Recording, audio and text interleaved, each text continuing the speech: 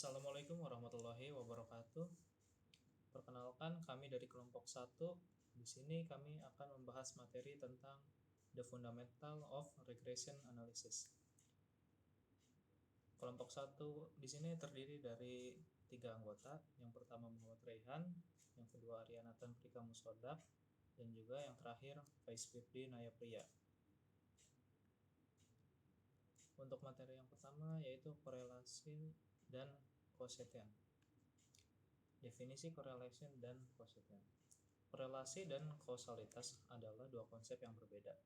Korelasi mengacu pada hubungan antara dua variabel yang berkaitan satu sama lain. Sementara kausalitas mengacu pada hubungan sebab akibat antara dua variabel. Dalam bahasa Indonesia, korelasi didefinisikan sebagai kesamaan pola kemunculan, sedangkan kausalitas didefinisikan sebagai hubungan sebab akibat. Pada pembahasan kali ini, kita akan membahas koefisien korelasi. Koefisien korelasi adalah nilai dari minus 1 dan plus 1. Artinya, menyatakan hubungan yang makin kuat, di mana nilai di atas 0 akan menunjukkan korelasi positif, sedangkan nilai di bawah 0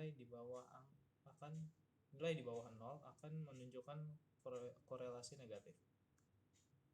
Contoh, di sini kami memiliki 3 kumpulan data, diantaranya jumlah film yang dibuat oleh Vin Diesel per tahun, yang kedua tingkat pertumbuhan GDP US per tahun, dan yang terakhir tingkat pertumbuhan GDP UK per tahun. Mari kita cari koefisien korelasi dari kumpulan data ini. Korelasi negatif yang sangat kuat antara film Vin Diesel dan tingkat GDP US akan mendapatkan hasil 0,43. Secara singkat, bahwa ketika waktu baik dan GDP meningkat, Vin Diesel menghasilkan lebih banyak film dan sebaliknya. Jika kita menghitung korelasi film Vin Diesel dan tingkat pertumbuhan GDP, akan mendapatkan hasil 0,46. Jumlah film yang ia buat memiliki korelasi yang lebih kuat dari pertumbuhan GDP UK, meskipun Vin bekerja di US dan konon tidak ada hubungannya dengan UK. Akhirnya, tingkat pertumbuhan GDP US tingkat pertumbuhan GDP UK adalah 0. Berikutnya akan disampaikan oleh Faiz Firdi Nayapriya. Kepada pemateri dipersilakan.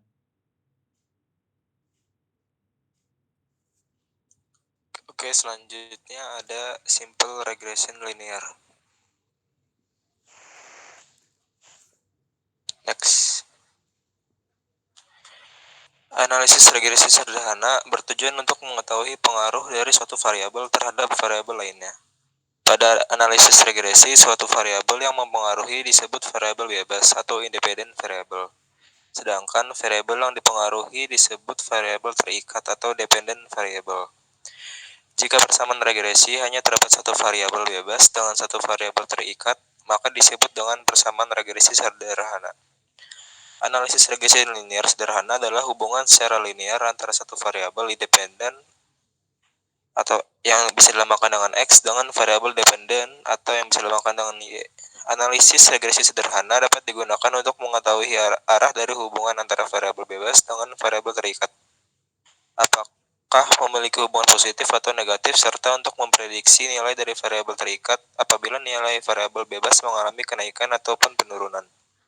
Pada regresi sederhana, biasanya data yang digunakan memiliki skala interval atau rasio. Rumus untuk regresi linear sederhana adalah Y sama dengan beta 0 ditambah B1 kali X ditambah dengan E. Keterangannya itu Y adalah nilai prediksi dari variabel dependen atau Y untuk setiap nilai yang diberikan dari variabel independen atau X. B0 adalah intercept, nilai prediksi Y ketika X adalah 0. B1 adalah koefisien regresi, yaitu berapa banyak kita berharap Y berubah ketika X meningkat. X adalah variabel independen atau variabel yang kita harapkan mempengaruhi Y. Dan E adalah kesalahan estimasi atau berapa banyak variasi yang ada dalam estimasi koefisien regresi kita. Contoh untuk regresi sederhana adalah penghasilan yang didapatkan dari tingginya pendidikan. Apabila didasarkan dari penjelasan logis, semakin tinggi pendidikan seseorang, maka akan semakin besar jumlah penghasilannya. Sebaliknya, apabila semakin rendah pendidikan seseorang, maka akan semakin kecil jumlah penghasilannya. Sehingga tingginya pendidikan atau variabel X akan mempengaruhi penghasilan seseorang variabel Y secara positif. Selanjutnya itu ada perbedaan korelasi dan regresi.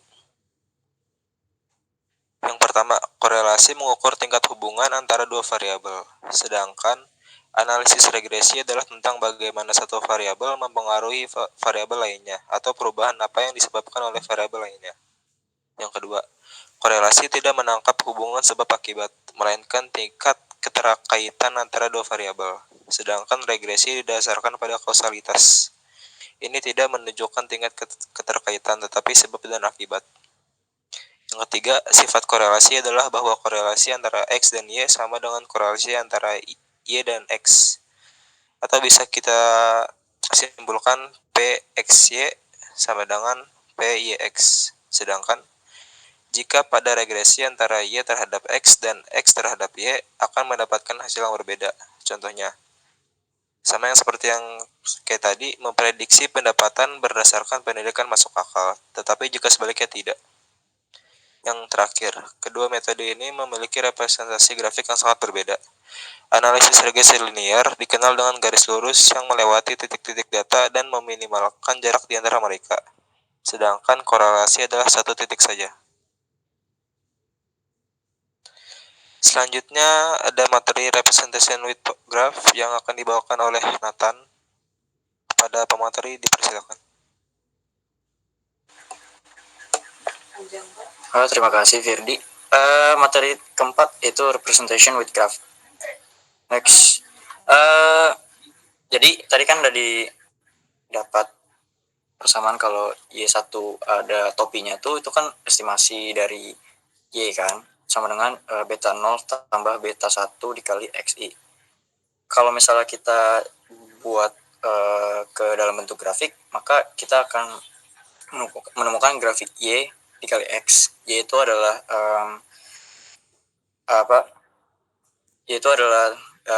representasi dari apa yang mau kita tuju atau nilai yang diprediksi. X itu ya satuan kita. Next,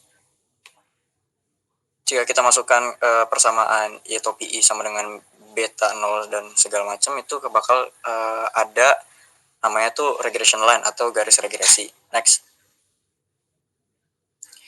untuk titik-titik yang tersebar itu adalah nilai yang diobservasi atau X.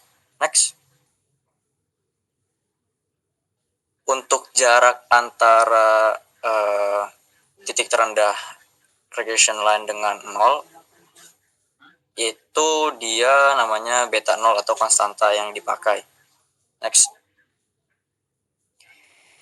untuk sudut antara garis regression line dengan garis lurus itu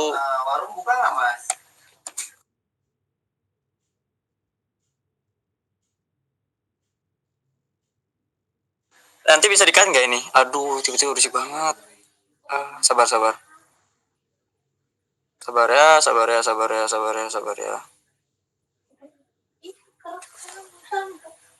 Nggak jelas.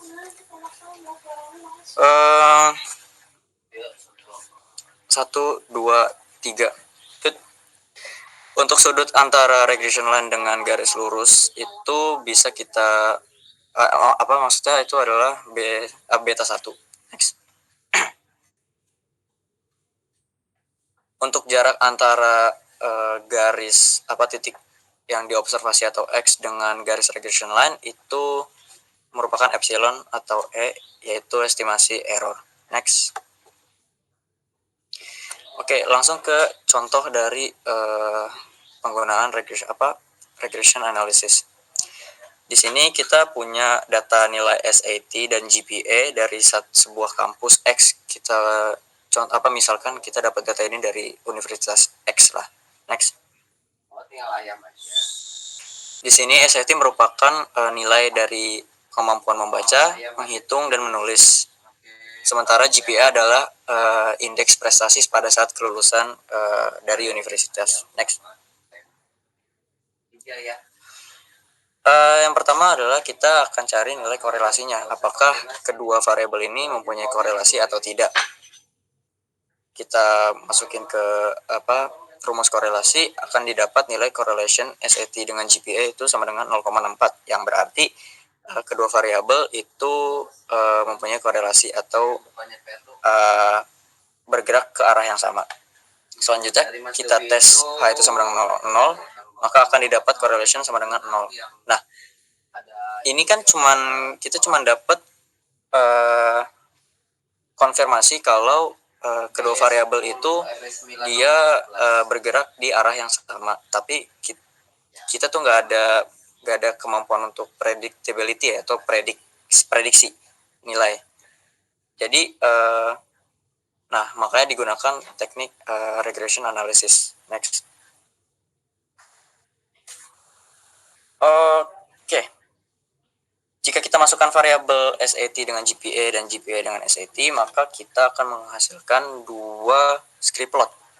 Di mana script plot pertama Y itu sebagai GPA itu sebagai Y dan SAT itu sebagai X, dan script plot kedua adalah sebaliknya, atau Y itu SAT dan X itu GPA. Namun karena kita punya dua script plot, maka yang dipakai tuh yang mana ya kira-kira? Apakah keduanya dapat dipakai? Apakah keduanya punya korelasi atau punya hubungan kausalitas bukan korelasi? Apakah ada hubungan kausalitas jika ada pada script plot pertama atau script plot kedua? Next.